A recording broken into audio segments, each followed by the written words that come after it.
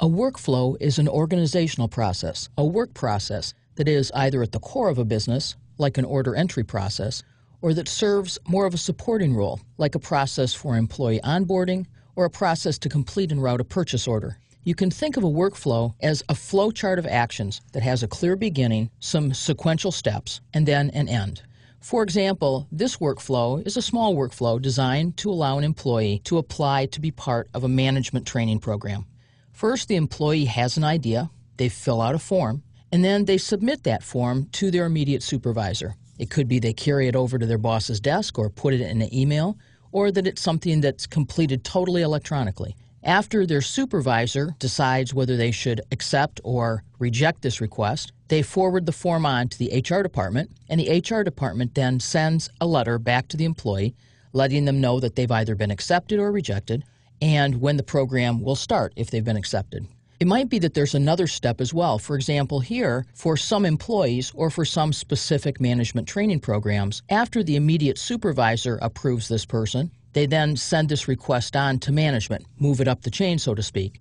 And after the manager approves, then it would be sent on to HR. And finally, the employee would receive notification.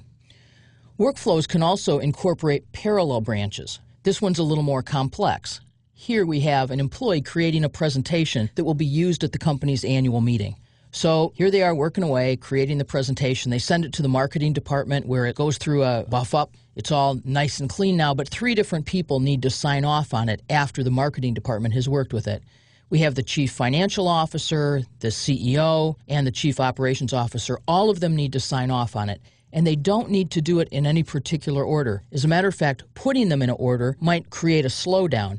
For example, if the CEO is out of town, but the CFO could be looking at it, it makes more sense to allow the CFO to simply work with it. So we have these steps in parallel. 3 signatures necessary, but they can happen in any order. Finally, after all of these folks have signed off on it, they'll send it to the IT department, and the IT department will post it on the web page where it's available for the meeting. Whether or not there's parallel branches in a workflow, the workflow still proceeds from the start through the series of steps to the final action here at the end. Regardless of the number of steps in your workflow or the type of workflow you have, all workflows have one thing in common. Every time you want to interact with users, you'll need to present them with a form to allow them to give you information or for you to provide information to them. So the final way you can think of workflows is a workflow is an outline of a business process that contains forms for user interaction and logic to drive the steps in between. We'll spend this course learning to develop workflows.